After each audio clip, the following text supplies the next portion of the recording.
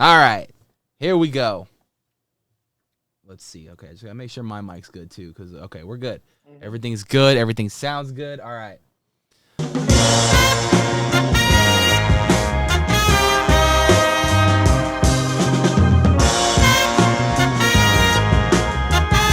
Ladies and gentlemen, welcome back to the CarnEVIL Takeover right here on the Mindless Horror Podcast. And with me today, you know him, you love him, the iconic stuntman of CarnEVIL, Mr. Gavin. How are you doing today, Gavin? And thank you Um, for the time, sir. Appreciate it. Absolutely. Yeah, I'm doing great. I have no complaints. I'm happy to be here.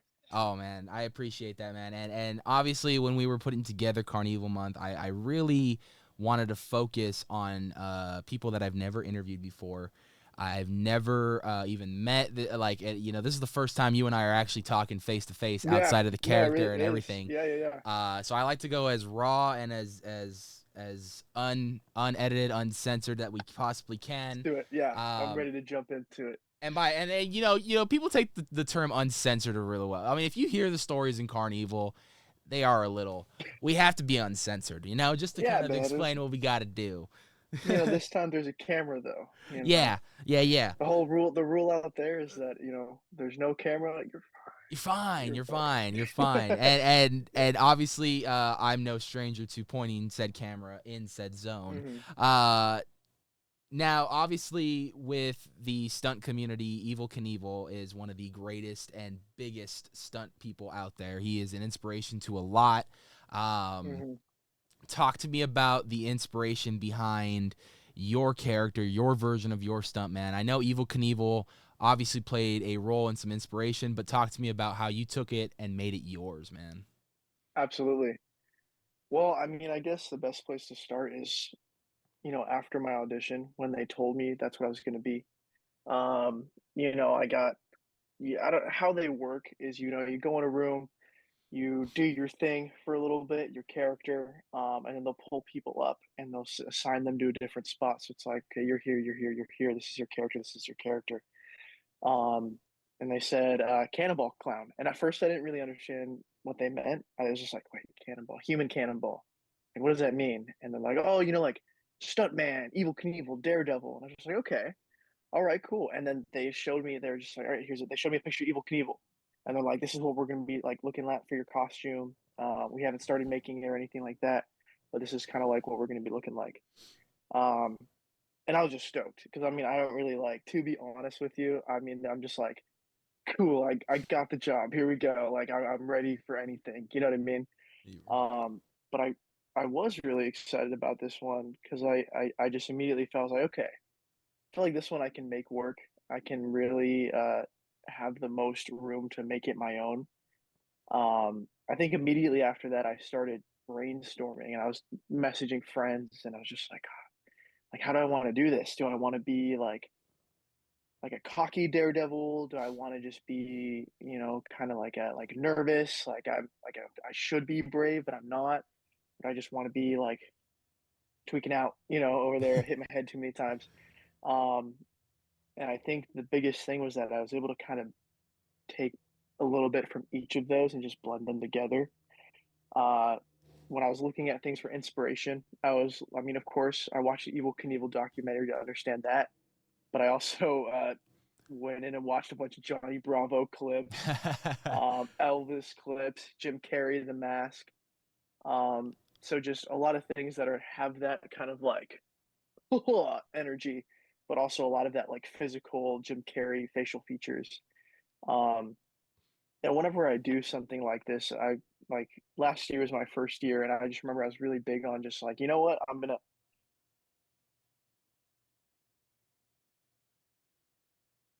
What happened? Um, There we go. and so I just kind of like went out there and I was just like, I see what it's gonna do. You know, I think there was a lot more stress because they had nightmares revealed. Hmm. So I kind of like found out what I was, and then immediately after like a few, not maybe like a week later, I got the email for that, and I was just like, oh god, I gotta get this together. You know what I mean? You're right. Um, but it just clicked. Like I never know what I'm gonna do until I'm in my costume and I see the guests start coming, and then I can kind of get in that mindset. Um, so I don't know. It felt very natural. It felt like a character that I was able to really get behind, and kind of it just felt like me. Bring that chaotic energy. I loved it.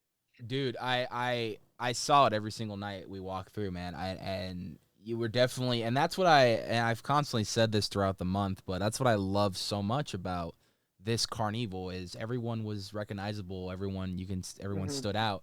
You were definitely Yep. a standout with the stuntman and everything. Appreciate it. Thank you. Talk to me what it's like going into day one, and I'm talking let's even go further. Let's go to day zero, which is obviously your dress rehearsal, your Preview night. employee Yeah. preview night. I've heard stories, man, that last minute makeup changes and last minute kind of wardrobe or Oh costume or yeah. prop changes. Like, what's it like for you preparing on that kind of that day zero, and compared to preparing it for day one? Like, I know that's officially kind of like your guys' day one right there. So Yeah, it really is. what's the That's what I mental, consider to be. yeah, what's the mental mindset going into that, man? Because it's a stressful So one. it definitely is stressful. I will say that I felt like I had the mental advantage because getting the chance to do Nightmares Revealed, that's where like a lot of my nerves like started, because that was the first thing that I'd done since last season. Um, and I just remember walking, into the park just nervous. Like my feet were numb. I was just like, I don't know what I'm doing right now. Like I'm looking around, everyone's like, dude, everyone's surrounded by like incredible monsters. I was just really nervous. I didn't know what to expect. And then same thing with going into day zero. To be honest, man, like Haunt's been one of those things where it's like I always have so much going on that like I don't think about it, and all of a sudden I'm just like, wait, holy shit! Like I'm getting my costume on right now. Oh my god, I'm sitting in the makeup chair. Like here we go. Um, so like the best thing you can do to prepare yourself is like if I can't prepare myself mentally, because like it happens when I'm there. The best thing I can do is prepare myself physically. And I wasn't even sliding or anything like that. And we can talk about that later, because like getting to slide this year was hard because we didn't know if I could because of the costume. Um, so I really just had to think about like I know, I know myself. It's hard for me to hold back. So it's really just taking care of your body. And I was just like, I wanted to be sure that I wasn't going to go in and burn myself out. Right. Um, but overall, yeah, going to that day, it's some people are different. Some people are prepared. They get prepared like a month in advance, something like that. Honestly, man, not me. I'm just like, shit, here we go. I'm like You're like, checking I'm the just dates, happy I I'm like, made it to this day. yeah, no, it's exactly it, man. I'm just happy to be here. Because I mean, you could just prepare in any way you can, but really nothing can prepare you until you're out there and you see the guests start coming in. Then that's when you're just like, okay, game time, game face, here we Yep. go. Um, Yeah. Preview night's fun. I mean, I've only done this 2 years, but I've kind of gathered from my experience and talking to other people that preview night's very hit or miss. Um, it's hard to know what the crowd's going to be like, because how the preview night works is that it's all Knott's employees and then gets guests of those employees. So sometimes it's really cool. Everyone's really happy to be there and having a great time. And some people are just not nice. Or some people are just like, they just don't get scared. Like they just don't react. You know what I mean? It's hard to get reactions preview night. And it sucks sometimes because that's your first night back. You're just like, shit, man, did I lose it? Am I not as good? Um, but it's not terrible. And then, and then that day ends. You're just like, oh my goodness. And then boom, first day, second day, and then dude, it just becomes a blur. Yeah. Like it's like that nervousness and that stuff goes away. Like obviously you get that little bit of like I'm in the makeup chair. I'm always just like, here we go. You know what I mean? Right. But those really heavy nerves just kind of start to go away, because where it all comes from is like, okay, it's been a year since we've done this. Excuse me. And I don't mind in my head. I'm just like, do I still got it? Am I going to be able to like, just those little thoughts. But they get washed away really fast. Yeah. So before we get to obviously the official first day for guests and everything, I want to take it back a little Hmm. bit with you. Yeah, yeah. Talk to me about the first moment you knew you kind of loved the horror and the haunt scene, man, because everyone always has that moment in life where it was going to that first haunt or Oh watching yeah, that man. first movie that really was like, this is an interesting world.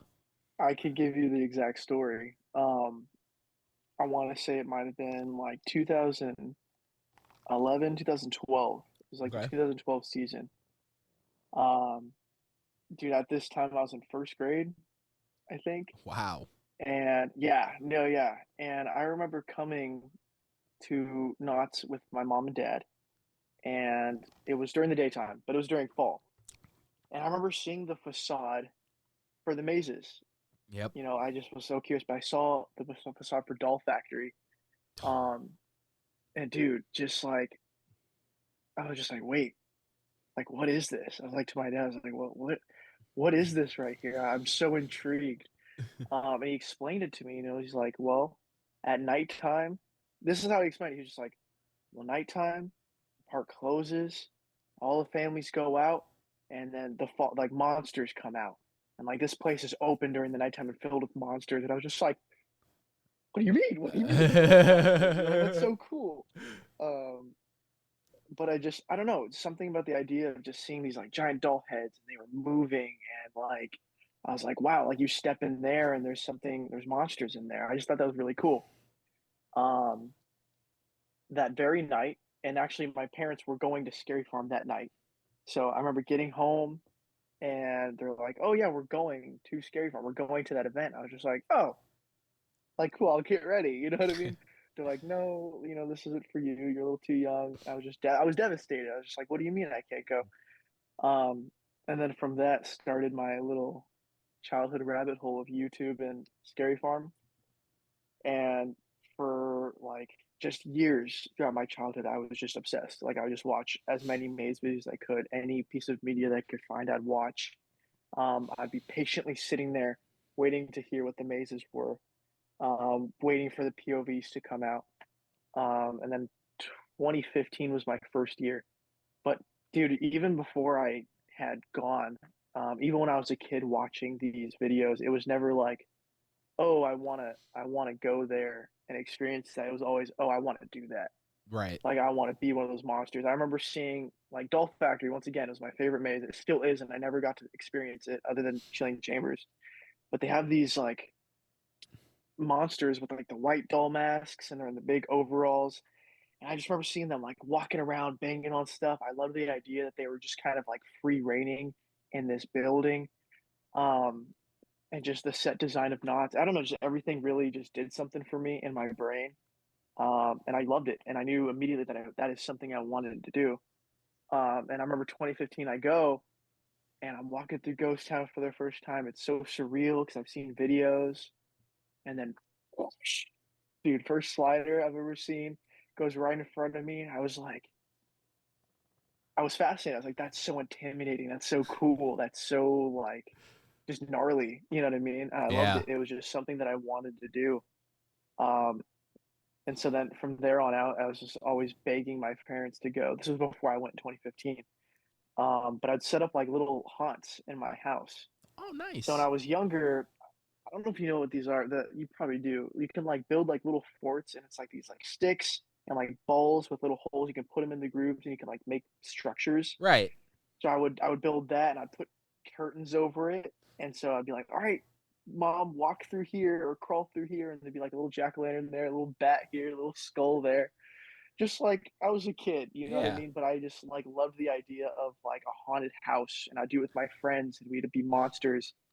Um, and then go to like 7th grade, I begged my family. I was like, "Trust me, I'll do it all myself. I'll take care of the house. I want to do a haunted house, like little maze in our backyard."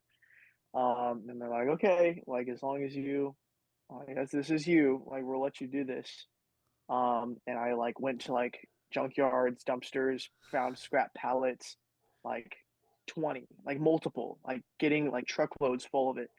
And just by myself before and after school, just hammering away. Started in like August, you know, Oh, because just man. me. I put a lot of work into it. Yeah, I put a lot of work Yeah. into it. I made it as cool as I could. It was just like, I don't know, I was just a 7th grade kid. I did it, you know, for like 3, 4 years. I just loved it. I loved the idea of like Hell yeah. coming up with a story, designing it, sending my friends to go be monsters in it. Um, it was really cool. So Yeah. when I finally made the decision to audition for Scary Farm when I hit 18. It was a really big accomplishment for me. Oh, It really hell meant yeah. a lot, like walking out of that audition. I got to go back and talk about, you talked about a couple things I got to touch on right here. Yeah, And go ahead. Sorry, I'm like spitfiring. no, you're good. That brings I up like a loved whole rabbit hole. So yeah. first off, I have to say I loved hearing that story and that build up to like you seeing it during day ops and then you watching the videos and then you Hmm. becoming like, hey, I want to do my own haunt, and then you finally going, and then you now we're at the stage of you auditioning, which we're gonna get to Hmm. right now because I definitely want to hear about that. But you talked about Doll Factory. Now, back in 2011, I do remember the same. I was 2011. That would have been the first year I went to Horror Nights, so I think I was in 8th or 7th grade when I did that. Yeah. And I remember in 2008, yeah, even Doll Factory was there. And Doll Factory, I remember even just much like you, seeing that facade right there outside at the where Origins is now. That's where they had the maze, and I just remember seeing that facade and just being like a kid, same thing as you, like blown away. Like, what is this? Like, Yeah. You're just like, what? what's It's inside scary. here? Yeah. You know what I mean? I'm like, Yeah. what is inside here? Like, this is just the facade to let you in. Like, what is inside? And I remember doing the same thing, TPA, watching the videos and the walkthroughs, Yep. and Yep. then discovering Sharp Productions, Yep. watching their I was just walkthroughs gonna and say, yep. stuff. And That's it's cool just, seeing all those channels develop over the years. yeah, man, and like for me, I've gotten a chance to actually talk to the people at Shark Productions now, and like every time I see them, it's like we always say hi, and it's like this is like, and I've expressed that to them. I'm like, I grew up watching you guys. Like, I Yeah. watched all the No, freaking seriously. HHN walkthroughs. I watch every Yeah. year. Like, I watch your guys' stuff religiously. Um, yeah, it's just so surreal, when you start seeing the similarities in what people caught interest in to get into the haunt Hmm. community. And I feel like for me with knots and everything, and like as far as haunt goes, that is always going to be something I remember going to day ops as a kid. Hmm. Like It takes just one thing like to like yeah, pique that like interest. 10, Yeah. 11 years old, I remember going to knots and just seeing that, and like telling my mom I want to go, and then finally going, and then not lasting the whole Hmm. night. But that's another sad story. But it's the mazes that we fall in love with when we start to go. That, like, for me, when I finally went back to knots after 2008 going for the first time, I went back to knots in 2012. The maze that I absolutely fell in love with that was there that year was Forevermore, which was the Edgar Allan Poe Yes. based That was maze. the first maze I ever went in. Yeah. Yeah. And that maze for me, it just goes to show like the love and lore of Edgar Allan Poe as like a Yep. modernized tale, and to see the Hmm. lengths they went to even have like someone that sounded like Edgar Allan Poe to narrate. Like, Heartbeat under the floor. yeah, dude, like Yeah. the club, that the Yep. Masquerade of the Red Death, like all this stuff, and then like just to see that and how they accomplished it, the visuals just stunning. Insane. Or it's just the Um, set design. yeah, Going through like a town, go through each building. yep. The It very is, that is, Yeah, no, it was something that was just incredible what they did. hmm. The It was Ravens, great. everything, you know what I mean? Like, it was an incredible maze, and I hope And one then year did the they, skeleton keys that yeah, year too. oh, the skeleton key rooms, I remember Yeah. those. I remember the very first maze I ever went through was Viva Las Vegas when they had it in Hmm. 2008, and that was at the bumper cars when I they was used to gonna do say, I was mazes over right by the there. boardwalk. Yeah, and that was like I remember seeing that one on YouTube before I went, and that was like the one I wanted to go through the most, and we went through Hmm. it. And that was an interesting one too. That was when they were still doing 3D mazes, if anyone remembers those. With the black light and all that Yeah, stuff. the Yeah, glasses yeah, and yeah. everything. Yep. But you take it, and then you talk about another thing that's very passionate for us too, and that's obviously the home haunt industry. You know, Yeah. you were obviously going out of your way to make your own home haunts for a few years, and I'm assuming the local neighbors would come around during Halloween, go Oh through yeah. it, and I bet word got around the street like, hey, he's doing this now for like the next 4 years, started growing That's more and exactly what more. it was. Each year got bigger and bigger, and then I stopped after COVID. You Right. know what I mean? It was just like it wasn't something, and plus my life just got so busy. But people are like, "Oh, you still gonna do it?" And it's like, no. Yeah. All these walls that I built and constructed got reduced to firewood. You know what I mean? So Dude. it was a bummer to see, but it was time Yeah. because the only reason I was doing that was to eventually get to Scary Farm. Yeah. Yeah. So And you know I'm what? sure one day when I'm an old ass man, I'll have my own home on again. Yeah, when you have kids of your own, you'll start doing it again. You'll pick it up, but luckily you already have Exactly. that experience and kind of know what to do this time around. Yeah. You know what I No, mean? So it was really fun. It was hard. It was stressful. I'd make little flyers and I'd be passing them out in class, stuff like that. perfect. But like, yeah, building it was very rarely did I have like a friend come over and help me. It was just like I'd wake up before school, be in the backyard working, get home from school, didn't do homework. I would just go into the Just go out in the backyard and back. just keep finishing up the maze. Yeah, they're putting up maze, Does painting homework at like something, 6 in the decorating. morning while you're getting ready for Yeah, school just to yeah, finish it. dude, it was insane, but it was so worth it. Yeah. I didn't do multiple nights. It was just Halloween. I didn't charge anything. It was more for me than it was even for the trick or treaters. Right. You know, and that's when I started experimenting with things. Like I would take like razor scooters. Mm-hmm. They spark on the back. I'd take that off the scooter and I would fasten it to gloves or my shoes Nice. and be sparking because I don't know. At some point, even before that, I went to the store like Big Five and got like crappy knee pads and tried sliding. Burned through my pants, shoes, and pads in the first like couple hours of sliding in my front yard. You Oh know what I mean? man. And then didn't touch sliding again until almost about like exactly a year ago. I you talked about, I loved it exactly what you talked about for the home haunt industry. So especially something Hmm. you just said that I got to highlight, which was I didn't do it for the trick or treaters. I did it for more so myself. And Yeah. No. Exactly. as selfish as it does sound, at the same time, it's not. It just shows the Hmm. drive and passion that you had for the haunt world and the industry alone and, Yeah. I and loved everything. it. And yeah, It and was. and you talk about. Let me tell you a little, like a couple of these home haunts that we've discovered who've now are no longer here, but like Corona Haunt, they did some stuff out in Corona. They did a home haunt that was it was pro level. They were doing like Halloween Horror Nights looking stuff out Yeah. of a home, and it was incredible.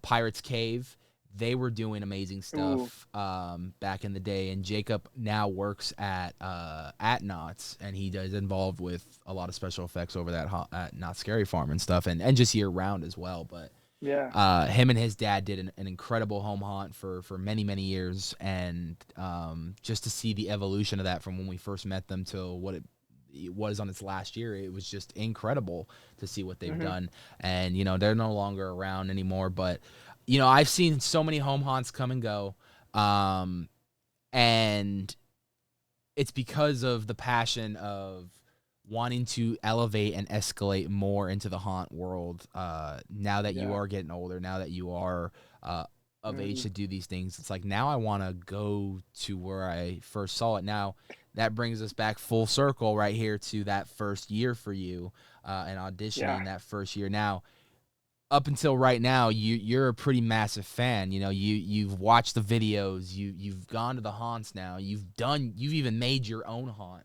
I think at Yep. this point you've done all you can at that rookie level. Now you're ready to take it to the next level and start Yep. making it more intermediate each year as you go up and challenging yourself. Talk to me about what it was like going in after turning 18, after graduating high school, going in and doing that first year. Because how old are you currently right now? 20. You are 20, and Yep. that's another thing I've loved about this season for the CarnEVIL Takeover. Real quick to sidetrack, but this season I've had so many new young rookies, talent that Yeah. for the first time I that I'm actually seeing them more and more, but you're starting to see, and I said this last year. I said I'm excited to see, after so many people left for the 50th, I was excited to Yep. see what was going to be new talent coming in and bringing something new to the table. And everyone we've Exactly. had on this month, we've had a couple of veterans, we've had majority rookies, but we've had 2 veterans on, and every time, you know, you think that you've learned something about these people, they turn around and blow you away. And it's just incredible to see what you guys did, especially with a mostly new cast this year for CarnEVIL, a lot of Yeah. fresh faces, and to see what you guys did. I have to say I liked 24's version of CarnEVIL more than I liked 23, and it ain't even knocking anybody scaring or anything. It was just the way it was presented, like, Yeah. just Well, going into it, amazing. they, yeah, this was the year that they said they were going to make that change. Um, and it was, like 3 different things. It was, the color scheme. Yeah, Yeah, I think originally we had brown, red. like some white. That's it. That's it. White, yeah.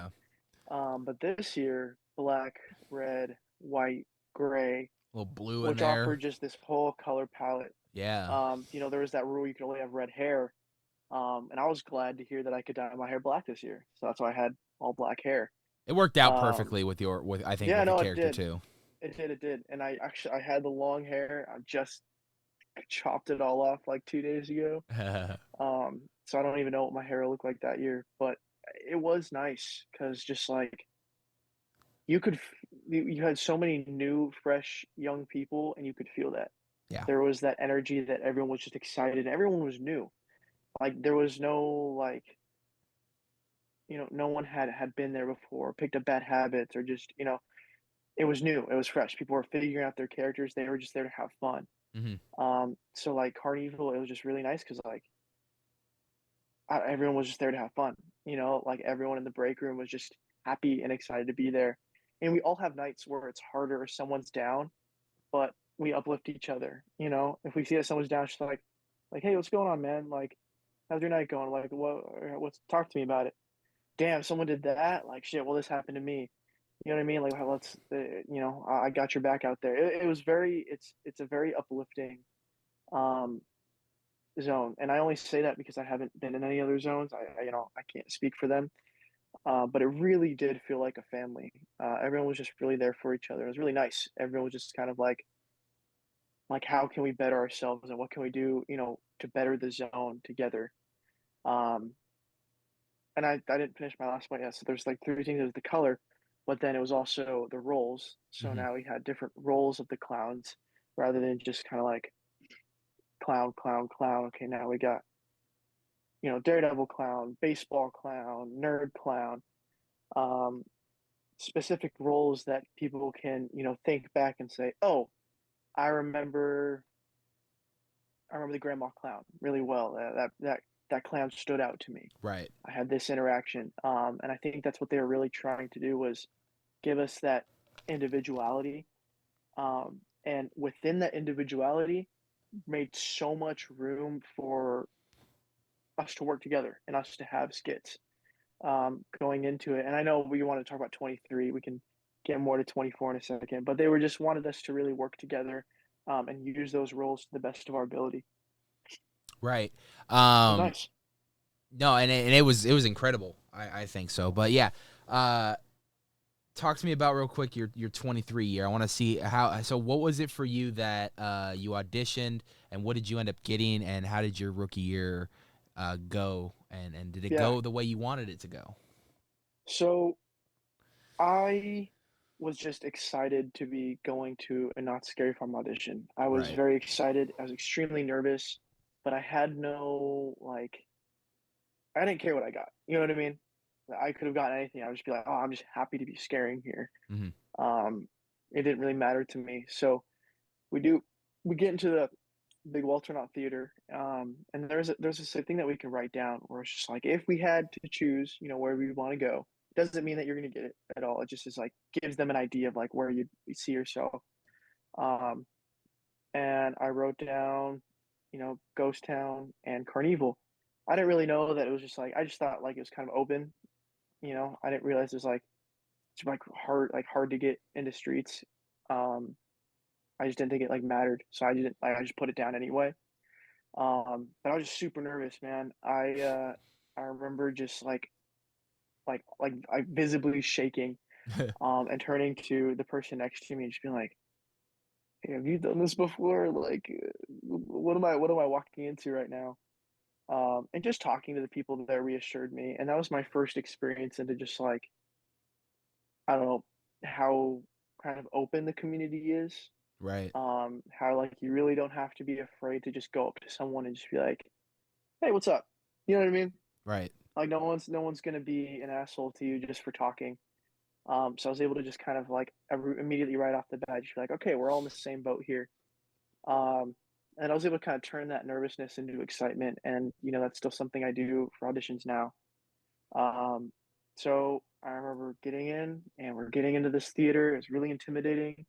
They got slideshow playing over here. They got the big not scary from projection on the curtain. They got gargoyles and shit, like a little bit of fog. I'm just like, You're here like, this we is a go, whole man. ass presentation right here. Yeah, it's exactly. I was just like, I was not expecting this. I thought we were gonna be like pulled into a back room because I watched like the older audition videos on YouTube that you can find. It just looks like you're in like part of a maze doing it. Right. Um, and I get into there. I'm just like, oh shit, here we go. And we get pulled up into a group. I want to say it's like 5 or 6. We each get our individual square, and then they're like, okay, we want you guys to be a clown, a vampire, or a werewolf, something like that. And they're like, go until we say stop. Go.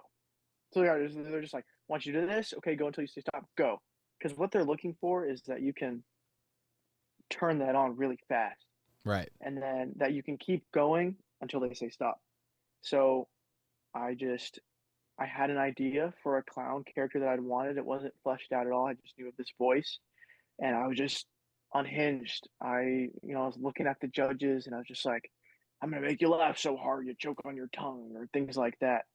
Um, just things like that. I just did a lot. Like the biggest thing I can say for someone going into an audition is just don't be afraid to look stupid at all. Like literally give it a I hundred hear that percent. one a lot. I do. Yeah, Just no, because that's the thing. We're dressing up as monsters. Like we look stupid. Um, no, just you like use your don't. body, use everything to your ability. So I'm using my body. I'm getting low. I'm using my fingers. Get into your voice. Get into like showcase that you can do more than just grunt and growl, but that you can kind of get into that character. I'm just like, think I'm funny enough? Am I funny enough for you? Am I making you laugh? Come on, am I making you laugh? Just things like that. And then that's the biggest thing is that you can go until they say stop. Because dude, when you're in a maze, you're out on streets, you're scaring. You can't just stop. You know, it's going, going, and going. Especially on streets, I'm surrounded by people. Especially in CarnEVIL, I don't have like a corner that I can like just like okay, let's go. Right. I'm always in view of guests, so it's you got to be able to kind of keep up that character all the way up until you get to the break room. Um, and then it gets to the point where I have trouble turning off the character. I'm talking to someone, and then they're like, hey man, do you want to drink? I'm like, yeah man, get me a raspberry iced tea. You know what I mean? Stuff like that. Yeah. Or like people call me out on it all the time where I'm like, even at work during day offs, my friends say it sometimes where I'm like, I do like the walk and I'm still walking in character, and they're like, dude, you're backstage right now. I'm just like, I It's don't need to just be doing all this. embedded. It's your split Yeah, no, it really personality. is. It really is, man. And so then after that, then they had us get in a line, and then they're like, okay, do your monster walk, and then they're like, pretend these cones are guests. So, I had watched the monsters. I watched how they like the movements, like street monsters, and how they scare and how the pop works. Right. So I just did that, and then I did this like thing where like I pretended to die, and then I did like a backwards somersault. Um, and I was like, just kidding, ta-da, because I just wanted to be a clown. I like put that in there. Um, and then I won't forget when I got back after doing the somersault, like one of the people that I was auditioning with was just like, I could tell you practiced that one, huh? And I was just like, okay, like, what I So mean? what if I did? Yeah, so what, man? It's like, hey, this I'm shows you trying to my do our thing. passion of how much I really want this. No, I really cared. I cared about it a lot, and Yeah. I still do. It's something I really do care about. Um, Right. and so then from there, it gets even worse because then you're picking up because then they're like, okay, number 235, come up here, and then they all get really close, and then all the people huddle together, and they're all just like, oh, and they're like, okay, next, 230. So you're getting that. It's very nerve wracking. You're just like, oh my god, what am I gonna get? What am I gonna get? Um, and then I was the last person, and then they pulled me up, and the funny thing is, I was so excited that I was like, oh, I get to work at Knott's because they're like giving me a role that I didn't even hear what they said. So they had told me boardwalk. I didn't know what that meant. I just I knew what CarnEVIL meant, but I didn't know that like boardwalk was CarnEVIL. Yeah. And I just remember they were like, "Oh, you're boardwalk," and I was just like, um, "Awesome, okay, cool, thank you." And then I walk, and then I leave, and then I go to this lady. She's on the computer. She's like, "Okay, what's your name? All right, what zone are you?" I was just like, "Uh, I don't know. I don't remember." She's like, "What do you mean you don't remember?" I was just like, "I don't remember where they put me." And I was like trying to remember. And I was like, I think they said something about boardwalk. And I was just like, what is that? What does that mean? She's like, oh, that's CarnEVIL. I was just like, wait, what? It just I was hit like, right there. I was just like, wait, I got CarnEVIL? Like, are you serious? And I just remember being like smiling so that I was like trying to keep it. I was just like, yeah, oh yeah, my address is this. Yeah, of course. And I'm just sitting there like, oh my God, like holy shit. Because as much as I loved like all the zones and I loved Ghost Town, but like going through CarnEVIL, that chaotic energy and that like freedom to like speak and still be kind of human but deranged really spoke to me. Is what I really Right. want to do. It seemed the most fun to me. So I had that realization of like holy shit. And I walked out of there feeling like $1,000,000, and like that was a really like rough time in my life. Um, and that like I don't want to say saved me, but like dude, it was huge. I was just like, I just accomplished like one of my biggest things, and I haven't even started yet. And I remember calling my mom, and I was like, "Mom," and she was just like what? Like, oh, that's cool. Like, I'm like, "Mom, I got streets." She's like, "I don't know what that means." She just didn't get it. You know what I mean? So I just didn't know who Right. to talk. I had no one to talk to about it. I didn't have a single friend. Like, I had friends that like went to Knott's, but like, I didn't know anybody that worked it. Hmm. I had no clue that there was even a community like this at all. I had no clue of anything. Right. Like I went into Scary Farm with no friends. I knew nothing. I had no experience. I was just scared. I didn't know how it worked. I remember I had so many questions. Because like we go to orientation and we do like scare school, but there's just so many like things that you just don't know. Yeah. Right. I had like questions. I was just like, what do I do? I have to go to the bathroom or something. You know what I mean? Just like dumb questions like So I gotta raise my honestly, just hand. like I was just like, what do I do, guys? Like, do I go?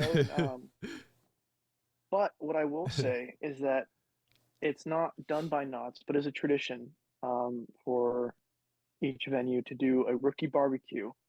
So like CarnEVIL did a barbecue, got together the whole zone, all the rookies come, and it's a time that we can talk and meet one another, talk to the rookies.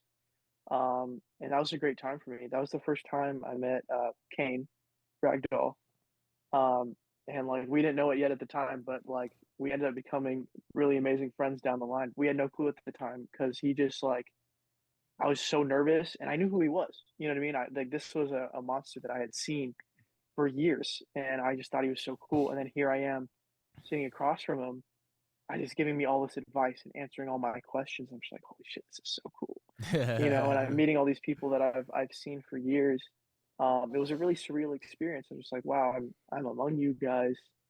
I feel so like honored and nervous, and I hope I can do well. Man, Um, real quick, it just kind of hit me like right now as we're talking about mhm, this. It's so cool. The thing I love about most about this podcast, I think more than ever, now that you're bringing up things, and it's a constant wave of new people coming in and new talent coming in. But you talked about Kane and how you've kind of would see him at mhm, Scary Farm and how you kind of grew up, watching him scare and everything. And yeah, I remember when he started on CarnEVIL number one, But I remember like us first having him on the podcast and talking about that that stuff in CarnEVIL and everything, and then seeing the evolution of his character and having him on a couple other times, and to see where he's at now, and then to see like now we have the new era, the next generation coming in, and it's people like you, people like Audrey coming in, people like there's just so many people that came in that are either came in new from another zone or from just fresh. And Yep. to see that, now I'm talking with you guys and kind of hearing these stories, I'm like, damn, it's kind of like coming full circle now. Like It really does. I was It talking really to does. who you're talking about. I was talking to him when he was starting. Now Mhm. he's at this level because this person was like, this is who I was watching growing up. And I was like, Yeah. man, it's so No, it surreal to really is see a all full this. circle moment. It really All the is. time. I've been doing this for too damn long.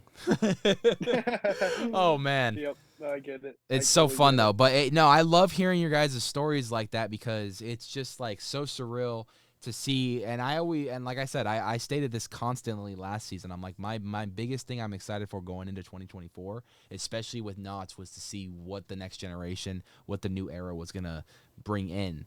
And it brought in a ton of new faces, a ton of faces that are scaring for the first time, or on streets for the first time, or whatever. It's their first time, and there was a lot of firsts this year, and I think that it really showed. And I think there was a lot of pressure, if you will, on a lot of people, Yeah. and Absolutely. and the challenge was there. But I think more than ever, and this goes across the board, that challenge was approached and that challenge was conquered. Absolutely. I mean, I spoke to so many, like, all these rookies, Audrey, Nate, like, people that I had talked to in the beginning of the season that were super nervous, you know, like, just super, super, I super mean, nervous. Nate I remember and messaging, you like, have a very similar story. Both grew up, watching, yeah, no, loving Knots, absolutely. and then getting it Yeah. your rookie year, getting on Yeah. CarnEVIL. Like, I got to know Nate. Um, he was one of the people I first went sliding with before he was even in our zone. So I knew him before he got the job at Knott's. We had worked. We did like a little sideshow horrors clown nice. scare event. So like we got to scare with each other for the first time. So just things like that was just like it was really cool. And these people come to me and they're like, oh, "I'm so nervous. Like I don't know what to do." I'm just like, "Nah, trust me, you're gonna be fine." The best thing I say is like, if you're here, you're here. If you're here at this rookie barbecue right now, you got put here for a reason. Mm-hmm. They're not casting people like they have an idea of what they want. So like you're here for a reason. You gave them a reason that you should be here. So just don't disregard that. Right. Don't overthink it. No one's expecting you to go out there and be perfect and be some amazing monster. It really is something that grows. Mm-hmm. When I first went out there, I just remember like being clueless, being like overwhelmed. I just didn't know what to do. It's quite honestly just brick by brick by brick because you can't be like prepared until you go out there and you have that first hand experience.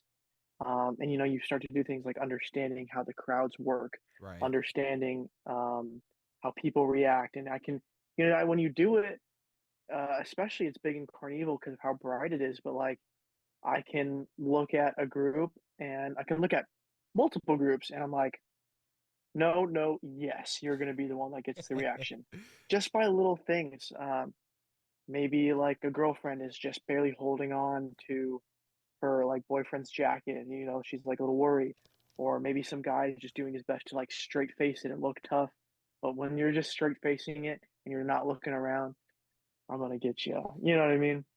And you just start to like learn things like how the crowds move, where it's like they're moving like this, so I'm gonna trail behind this group of people and then boom, jump out as the ones coming toward us. So it's just things like that that you start to understand as you're doing it. So that's what I always tell people is just don't don't have faith in yourself. You're there for a reason. Just do the best you can and give yourself time. Give yourself grace. You're gonna develop into that role. It's impossible to have all of that just done right off the bat. So, I mean, yeah, I couldn't agree more. Honestly, I mean, I think once you once you settle in and once you start the nerves kind of go away. You know what I mean? It's kind of like Yeah, it's absolutely. all Same as doing downhill it every from there. night. You know what I mean? It's all downhill from there. You know, it's in a good way. You know what I mean? That means it's like, okay, we kind of got this. We know what we're doing, and then now it's just figuring out the Exactly. character and figuring out what you're going to be doing all season. Um, Coming up with like little bits, things like that. Yeah. So and talk about coming in at the right time. You were fortunate enough to be a rookie on CarnEVIL for the 50th anniversary of Not Scary Farm. I mean, talk about Hmm. the excitement of that and what that Oh meant yeah. to you, especially being a Haunt fan and being a fan of this for so many years, and to be a part of that legacy of the 50th anniversary now. You know, you're in history I now, didn't even bud. I didn't even know it was the 50th. You know what I mean? I signed up, and then when they started sending the emails, it was just like, oh, it has a big 50 on it. That's really cool. 50th anniversary. Um, but I was to me, I saw it as like a cool. I get to start off at the 50th. Mm-hmm. Like that's my starting point. And I think it was just like that really big year for you have a large era of people that were working for that year, and now they're done. They're like I got my fill. I did what I wanted to do, and I'm gonna move on with my life. And then you had a huge influx of people coming in for the first time, so you have that like passing of the torch almost, which is really cool that it's for the 50th. So it was exciting to be a part of that. I could have come in at any time. And also it was the last that CarnEVIL was in its like original color scheme and dynamic. Yeah. I mean, that must have been cool to come in and be a part of that classic CarnEVIL that you Yeah. grew up watching and knowing, loving, and Yep. then to kind of be a part of the next generation of the new era of Exactly. CarnEVIL, which Exactly. we'll get into right now for 2024. Now, it is incredible to see the teamwork and the creativity that this team brought together this year, and that goes for everyone across the board, and even the people that got in late. We've talked to, and they still ran with what they had and made the most of Yep. what they had, and it was Yep. an incredible season. What was it like for you prior to the 2024 season of getting ready? Were you hitting the rink a lot? I mean, I know you talked about sliding a little bit. Was there any training that you went through as far as to get better at sliding? Like, I know a lot of But oh people like yeah. to do a lot of like physical stuff prior to leading up to that haunt season, so they're physically Yeah. ready to go. What was some things you were doing? So I started sliding for, I call it the first time because that's when I actually started going to the rink. I had proper gear in November of 24. Okay. And from then on out, it was just, I was going a lot, and it would just be with friends at first. But then I joined a slider team, the Eternal Nightmares. And so then from there, I'm going with friends, but then we have our practice dates. So, there it's different when you're doing something for a team or you're going to the rink over at Chapman Sports Park, because there it's a lot more focused on tricks Mm-hmm. and, jumping an amount of bodies, doing some spins, toe drags, whatever. Um, that stuff is really cool, but it is, in my opinion, completely useless, unless you also like take the time to practice hitting those gaps, walking in character and going into a slide and pretending like you're scaring, and like being flashy with it, but using it to the maximum ability of getting that speed, sound, everything. Like hitting tricks is cool, but like that is the important part. That is where sliding comes from, and that's why we do it. You know what I mean? Mm-hmm. You don't go out there and do like spins and tricks in front of a guest. Like Right. that's not what it's about. Unless we're You know doing what a I mean? show here, yeah. Yeah, unless you're doing a show, but it's not It's supposed to not. be Yeah. flashy. It's supposed to be scary. Yeah. It's gritty. It's gnarly. You're on the floor. You're sparking. So I always made sure that I took the time to really practice that, and I would go on the rough ground that wasn't smooth to make it seem more like I'm in the zone.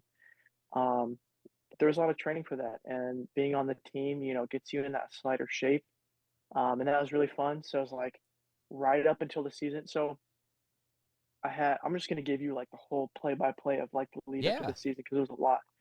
So one of the things that happened was they made that costume, the Daredevil costume, um, completely brand new. They took my measurements, things like that. But I had no idea when it was going to be ready.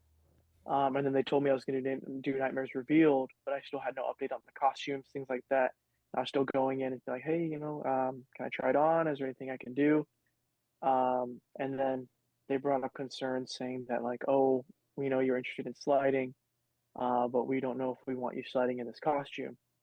And I was just like, all right, that's a bummer. And they were like, well, if you, they were honest with me. They said, this character is created to be more of like the icon, like they can push it, use it for like media, things like that. Mm-hmm. And they're like, you can either take that and not slide, or you can miss out on the opportunity of having that role and being like a mask character in Ghost Town or Paperboy in Goring 20s, but then you'd be able to slide.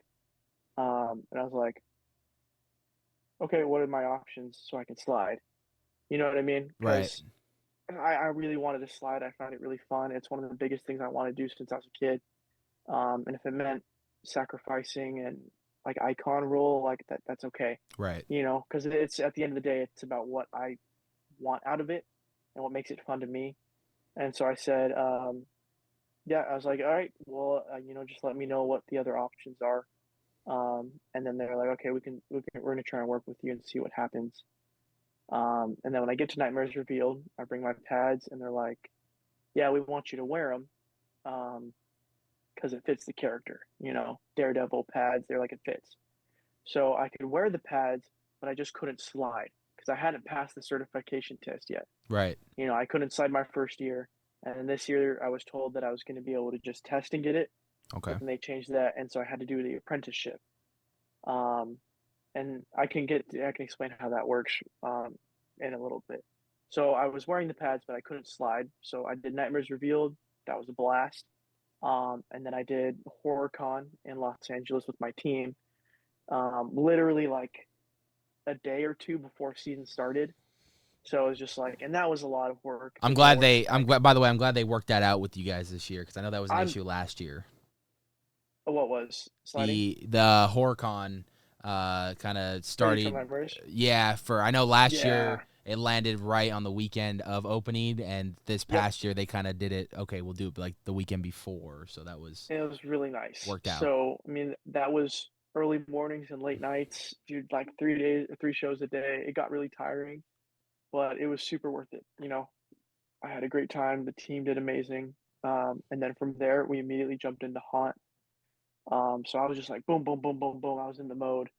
Um, so I didn't have that like a couple months beforehand, like, okay, I'm gonna start hitting the rink hard, because I was already sliding for a good amount of time prior.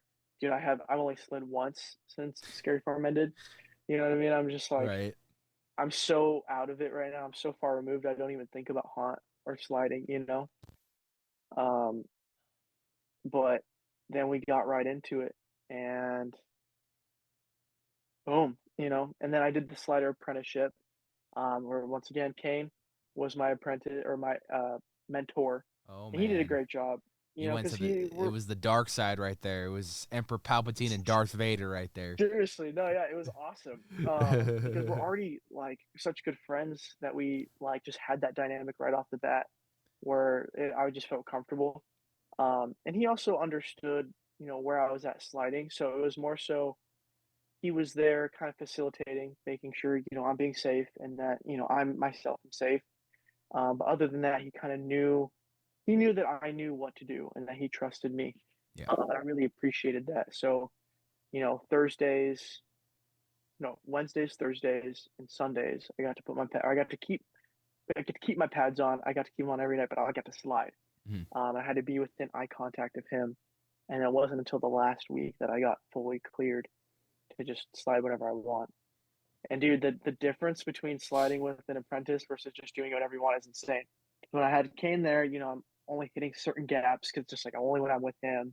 Right. It's like you're on a tight You're leash, like and then yeah, you're exactly. But then it's like as soon as you're off, you're just like you become so much more creative with it. You hit so many more things, and I was just like, I never take a risk. right. I'm never gonna go for a slide if I feel like it's unsafe. But at the same time, I'm going for more opportunities. Because you have to be quick because those opportunities open and they close. They open, they close. They open, they close.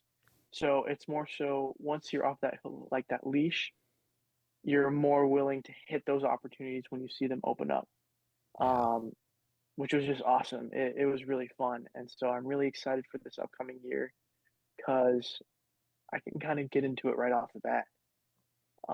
Yeah. So I'm really looking to just really up the slide game even more this year. Seeing how creative I can get with it, scaring wise. I'm just excited. Yeah, I'm excited for you. I'm excited for the event. Once Haunt ends, it's always a post-Haunt depression in November. absolutely. Um, Yeah. I clearly remember I was in the depression mode of editing a farewell video for Haunt for 2024 in November. And I Mm-hmm. remember using November Rain because I was just in Yep. that depression. I was like, this is Yep. the perfect song. It's Yep. November. Like, I couldn't have done a better song. And absolutely. And we were in December, we were talking about Haunt. We're in January now. We're talking about last year's Haunt. We're talking about this year's Haunt. It's like, that's the beauty that I love of this show is the fact that I can, there's so much going on in the world. And I won't get into what's going on in the world, but I'm just saying there's so much going on in the world A that lot. if we can take people away from the reality that is the world for like an Hmm. hour, maybe an hour Yes. and a half, and just talk Haunt, talk about the things that we love, talk Go to about something that like it's just like a stories, and when I say like it's like a positivity. dumb fun. It's not dumb, but it's just Yeah, fun. You know what I it mean? It's just like is. there's no yeah, And we're talking absolutely. stories, we're talking positivity, we're talking advice for the next Hmm. generation to listen Hmm. to and take in and absorb, and hopefully they can Frankenstein what they've heard out of these podcasts for the last 5 or so years that we've been doing this, That's that's a you good know? point. Actually, I can talk more about that. Yeah, and it's Um, just and real quick, I wanna yeah. give a little shout out to Dom Dom of the Eternal Nightmares. Dom, where the fuck is my t-shirts at, brother? Been asking. I have to now. I Dude, have to go through. I'm gonna hound him off for it. Now I have to go through your members to talk to you. Dude, It's we'll get you like a shirt, man. You We'll are get too you a good. shirt. On behalf of the team, dude, I'll I get you a free listen, shirt. listen. It ain't even about that. It goes back to when this was still the Devil's Advocates. He owes me that Yeah. T-shirt, right? I, Mhm. I I paid in full for that one, and then to top it off even more, he goes, I feel bad for making you wait this long. I'll give you an Eternal Nightmares one too, and I was like, can I get my Devil's Advocates one first before I get my Eternal Nightmares one? Like, Yep. let me rep the old team logo for a little bit because I still haven't worn that, and then I'll Yeah. eventually go to the new logo. But Yeah. I'm not gonna let him Nah, forget dude, that shirt right there with the Devil's Advocates on it. Be like, remember I this? love that team. Yep, I love It's a that great team. team. I love, and I want to talk to you about that real quick, and we'll get back to what we were talking. Yeah, But no, yeah, dude, um, absolutely. Devil's Advocates. That's what I remember them as, Yeah, you're and fine. going I to know Eternal it. Nightmares. I've seen the group evolve and people come and go, but I mean, I think for the most part, it is another alternative for the sliding world to see a different form of Mhm. entertainment that you're used to. Decade Brigade obviously opened the path and set the tone for being able to do this outside of Haunt and taking groups and doing Absolutely. shows for charities, for events, whatever it may be. QM Sliders Yeah. obviously was another Dude, alternative that changed those that teams wouldn't landscape. exist without the brigade, you know? Yeah, you know what I mean? So, like, you talk about Eternal Nightmares. Slider Syndicate's doing it out there in Florida, Oh, yeah. and they're They're doing doing a amazing great job. stuff. Yeah, Yeah, so absolutely. you talk about the Eternal Nightmares now, and now you're seeing them more than ever pop up at events, at the HorrorCon. I know you guys kind of have. It seems like you guys kind of have a residency going on there every year Yeah. at the HauntCon in And we got Los even Angeles. bigger things coming up. I mean, it's not my place to say that's for Dom, but like No, you can this leak. upcoming It's year. Nights of Horror. You can leak some stuff here. We can do some leaks. Yeah, It's no, okay. I No, mean, I'm just kidding. we're looking at some other cons too. We have something Ooh, in the works. It's pretty much confirmed. So we're going to be doing a couple different things this year. And that's been the biggest thing is that we just this especially like 24 just a really big boom. And this is my first year being on the team. You know, I was brand new. right. And I can even speak for it where I was just like, wow, you know, we're getting these people reaching out to us just like, hey, we'd love for you to do a show, or even if it's not even a show, it's just like come and have a presence. And that's really, really cool, you know, because that team really was just like the blood, sweat, and tears of very few, and to see where it's gotten is really awesome. Yeah. So, and what the best thing that I like about it, and it's why like I knew right off the bat that I wanted to be a part of it because Dom had talked to me at our CarnEVIL um, end of the year banquet. He was like, "Man, I want you to be on my slider team." I was like, "Dude, absolutely." Um, I had I talked to other teams. I had talked to the brigade. Um, they had asked me to come out to their child event, but I had known from the very beginning, that I wanted to be on the Eternal Nightmares because I don't know, for me, this stuff is fun. I'm not like, yes, I'm serious, but at the same time, like the Eternal Nightmares, I'm like, I know Dom. Those are my friends. Like Dom is someone that you know really did kind of go to bat for me that first year in sliding because they didn't want me to, but he was just like he went to the heads and was like, "Hey, I want to get this kid sliding." And I didn't forget that. He was a guy that really took me under his wing. First person I'd gotten in contact with in Haunt. Um, and so I just knew right off the bat that that's where I wanted to be. And I'm happy I did. It's just a big family. Like we still all talk, we still go and hang out. We're not even sliding. We don't even talk about sliding. We just get together and have fun. Me and my girlfriend go out to just restaurants with them. Like we just go and do things. Right. We'll go to like the abandoned zoo or go check out places. It's just a really big family. So it's like you show up to practice. It doesn't feel like, oh, I'm going to practice. It just feels like I can have a really hard week. I can have a really hard day, but I know that, Tuesdays at this time, I'm gonna go to the rink with my friends and we're just gonna go and hit the ground and just have fun, hit the ground running. And it was really cool. And HorrorCon and just all the different events we did was just great bonding experiences. Dude, I think Eternal Nightmares has a lot of great things ahead of them. Even if Absolutely. I'm even if you excited. yeah, even if you guys are not following, go check out the Eternal Nightmares on social media. Obviously Dom has a lot on his plate with handling this team, and Yep. I wish everyone the best on It that is team. it is Um, a you can ask him yourself. It's 24/7 for him. He's constantly working, making calls, writing emails, just constantly grinding on that grindstone for this team. yeah. Um, that's the big thing is just the like everyone's just very dedicated, and just constantly working for that growth. It's really cool. It's really cool. I'm just really stoked to be a part of it. And I'm stoked to be a part of it this year too. Depending, I don't, we haven't started our practices yet, but they'll be starting pretty soon. We get started pretty early with this stuff, especially with the amount of things we got coming up. So Yeah. we're gonna get going. And I know Dom is a very busy man, but at the top of his list, he's got to get Anthony his shirts in 2025 Yes, I'll because hound him for it. because that's the question we have right now in the Nights of Horror will Anthony have some Eternal Nightmares merch in We'll 2025? see.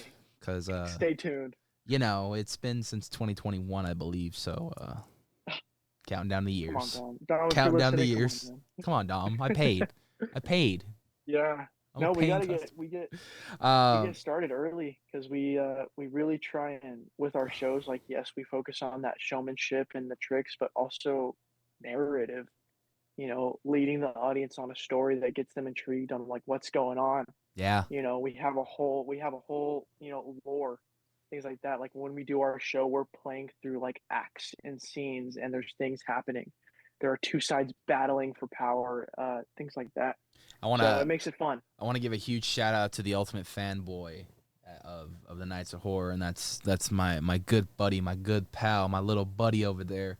I fed him a monster at midnight one year at Haunt, and thought his parents were gonna kick my ass. And I told him, "You better go to school the next fucking day, because I'm giving you a monster at midnight. You better wake up for school and go to school, and then you can come back."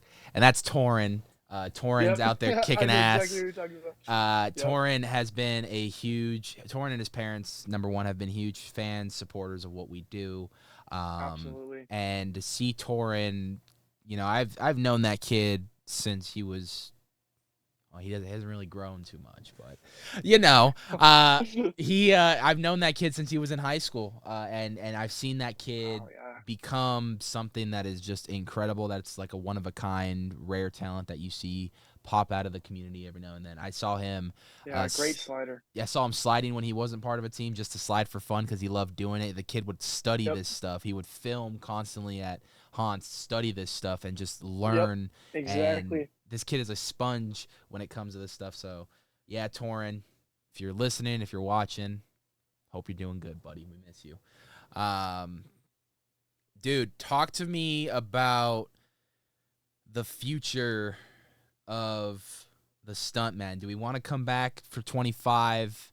We got evolutionary pieces that we're going to add on to it. We going to evolve the Yep. Stuntman. Are we going to start seeing the Stuntman slowly be a little bit more beat up as the years go on, maybe, just to see his experience over the year? Like, what's going on through your head through 25? You got a lot of plans already for You this? know, I haven't gotten into it too much. I really would like to return to this character.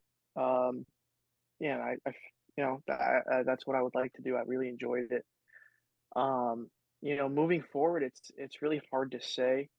I'm always, sometimes things come up into my head. I'm just like, huh, like thinking about what directions to take the character in.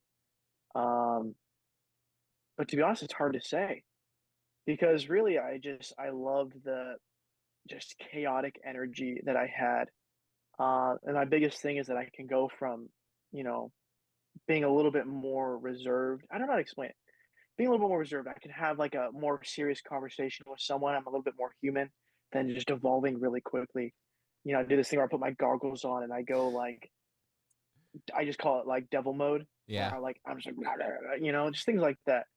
Um, I really want to hone in on that, just daredevil-esque character. So getting more into that like Johnny Bravo cockiness, but not being able to back it up kind of thing. And just really keeping that just chaotic energy. I love it. Even in the beginning when they gave me the character, I was like, hey, just letting you guys know, like I'm very wild out there. I'm very animalistic. You know what I mean? I'm gonna be making some sounds that might not even sound capable of a human. You know what I mean? Just like I just like having fun with it. Can we petition now to get you a 3-wheel big wheel so you can drive it up and down that's the safest like motorcycle looking thing that we can get on the zone is a big wheel. I agree. Can we petition for that next season? I want like a cannon that I can just jump out of, and I'll just go out of it with a Yeah, like slide, something like that. Yeah. something, man. I always Like tell people, they're like, "Where's your motorcycle? Where's your camera?" Sorry, it's not OSHA certified yet, man. You know what I mean? We can't. I tried. I talked to them. They wouldn't let me. They said I was dangerous. So just things like dude, that. yeah. It's really hard to say, because truthfully, I don't start thinking about character things until later. Like honestly, man, like I do think about Haunt pretty regularly, but at the same time, it's also just not in my mind. I got so much going on. I got so many things that I'm trying to take care of that it's just like, all right, that's there. I can focus on that when it gets closer to it. Right. But I'm just constantly because I really do want to come back to this character, so I'm always thinking about ways I can evolve and develop. But honestly, man, like for me, it's just whatever comes, whatever happens, happens. Like when I'm in it, how that character develops and my reactions to things, it's very natural. It's very on the spot. So like I can always go into it saying like, oh, I'm gonna try and be this, and this is how I want to be it. This is how I want to act, this is how I want to talk, so this is how it's gonna go, Right. and it never ends up being that way. You know what I mean? Yeah. So it's always hard to say. So I just kind of like leave it up to the cards, But I go into it with an idea, and like moving forward, it's just definitely like just even leaning more onto like that Johnny Bravo esque, I really love it. honing in on like a specific voice, um, but just making it better. You know what I mean? I don't want to like I'm never gonna. My biggest thing is like I want to still keep what I did last year, but I don't want to just come back and keep doing the same thing. It's always going to be different. I'm constantly going to be developing and trying out new things. Um, and it's going to be like that for any character I play. Right. I could go to Gauntlet, I could go to Goring, and that character is going to constantly be changing. It's not going to be the same 1 year from there. Well, it's going to be the same in the sense that I'm still like in that same character. Like I'm still the Daredevil. I'm still doing things that Bam does. Um, but you just develop. You come up with different comebacks. You come up with different like shticks, different like the biggest thing that I kind of go into. The biggest question is just like what do I want, um, and how do I react to certain things that are said to me. Yeah. Like how would you react, and how does this character feel about these things? And there you can kind of go from the building blocks of moving forward. But it's just like the basics of what does my character want in life? You know, what how am I going to react to this, and that? Um, and for me, it was just very like carefree. I'm like, dude, some nights I was kind of an asshole. That's just the nature of the character. I'm just this like asshole, cocky daredevil hit in the head too many times. I am like I'm not upkept. I'm not nice. I am, like me and Kane would just go around and just wreak havoc, man. Like I've told people, I was like, your mom doesn't love you. Just like terrible things. There's been so many times I've been with Ragdoll, and we'll be like yelling at someone saying this out of pocket stuff, and then we'll walk away and I'll be there. I'm like, I think I overdid that, man. I think I went too far. And I'm like still in the character looking all scared. And he's like, nah, man, we're fine. I'm like, dude, I feel really bad right now. I feel like I'm like, dude, I feel really bad right now. To someone else walking around, just things like that. Keeping it up, man. The kayfabe, that's all it is. Yeah. Dude, I love to hear it. I'm fingers crossed we get you back on CarnEVIL for another year, and hopefully you can spread some great influence and advice to whoever comes in next as a beginner. Oh yeah, absolutely. And that's always the And fun part. Yeah, that's one of the points I was going to make earlier. It was only my second year, but it helped me out so much to have people come to me in the beginning and like answer those questions and explain things to me, even down to like the understanding of how the crowds move and how to like work a crowd and scare a crowd. Um, the biggest piece of advice, another big piece of advice that I can give to someone, especially if you're new and you're coming in, is you're going to have a lot of different people talking to you. You're going to be looking up a bunch of different things. So you're going to get a lot of different perspectives. You're going to get a lot of people saying, oh, well, you want to do this, or you want to do this, or you don't want to do this. Stay away from that. So my biggest thing to you is take a step back, and pretend like you're panning for gold, right?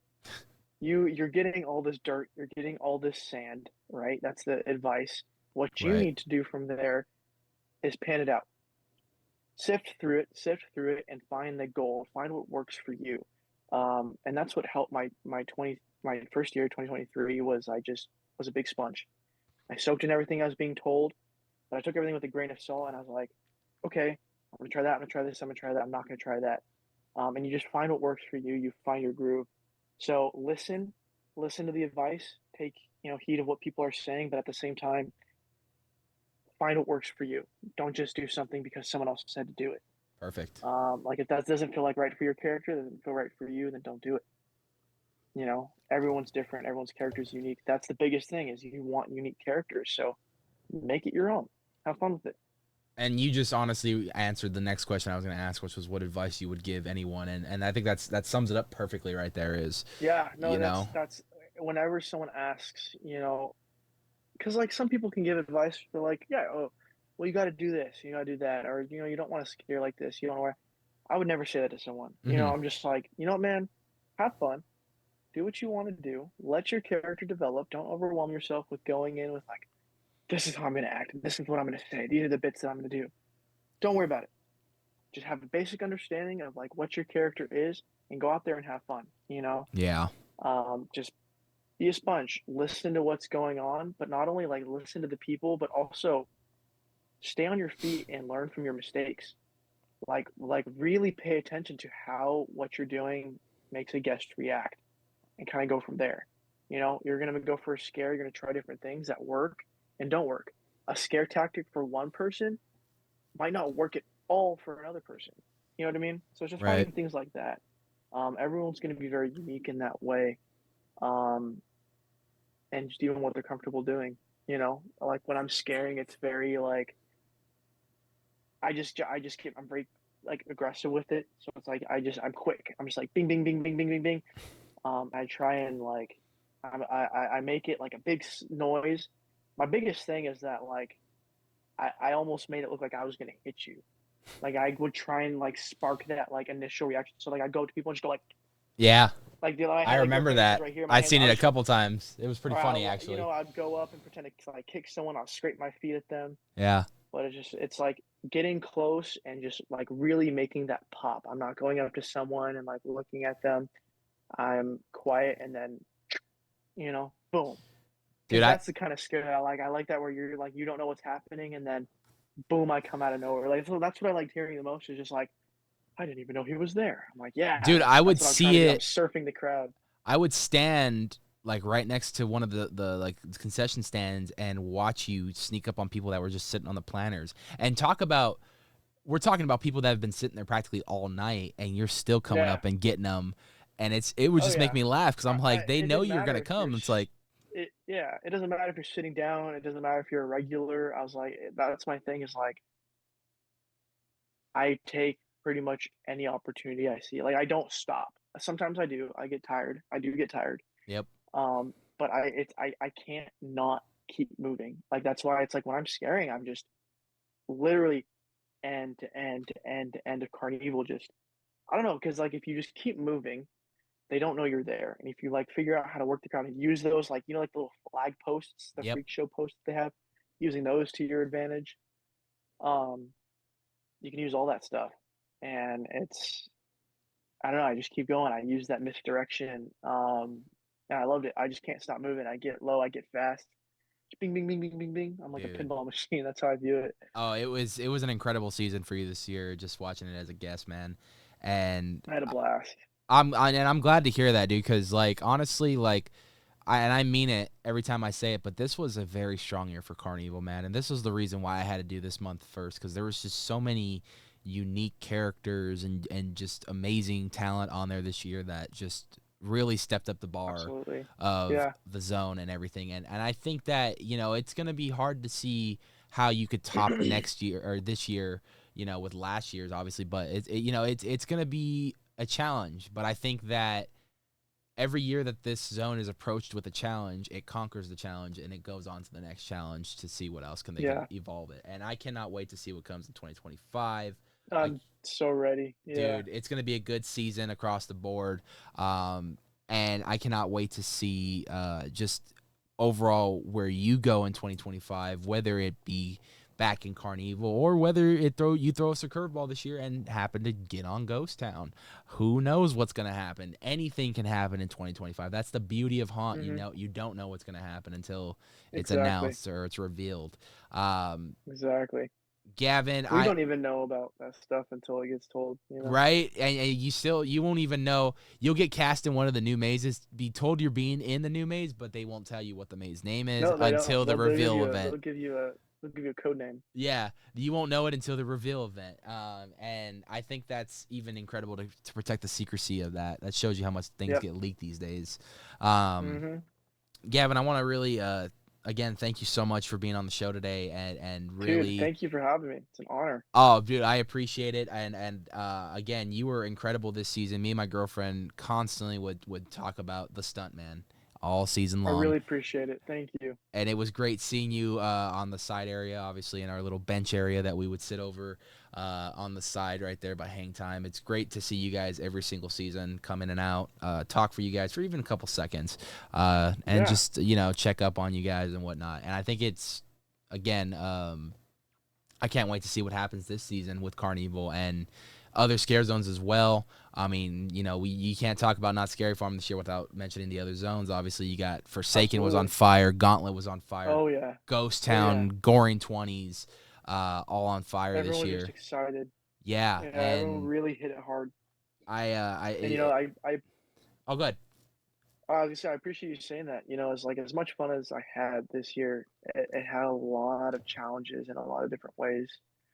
And it got really hard at some points. I just like sometimes I'd overdo it, and like there was a lot of nights actually where I'd just be scaring and I could see my heartbeat, and Oh fuck. I can't even see my contacts. I'm so dehydrated. I can't even see the faces.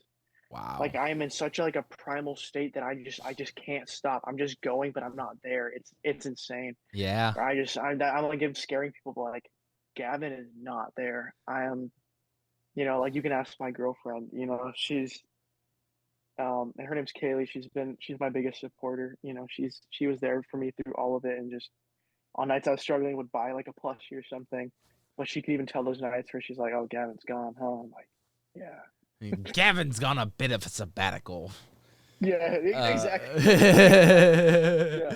Uh, yeah, yeah, dude. I know what sometimes it's like me doing what I do. You know what I mean? Like I wouldn't say I turn on a personality, but when I hit the record button, the voice kind of goes up a little bit more. yeah." I'm a No, little I bit, totally get and it. it's just, Absolutely. it's just my presence on camera because I want to be very energetic and I want people to want to be here and want to watch the video from start to finish. Hmm. So I try my best to kind of keep a positive tone, a good tone to go along with. You do a great job. I appreciate it, man, and I Yeah, want man. all my guests to have a great time, have a want to come back in the future, and Absolutely. This has been a blast. oh man, and I have to say before we sign off, I mean you are a natural. You were just going left and right. I wouldn't if I had to say so, I would say this is not your first podcast. I did one before. For the LS3 podcast. I don't know if you know Oh my Lucio. God, Lucio, that's the homie. Yeah, yeah. I did his back in 23. Oh my But God. other than that, yeah, still new to it.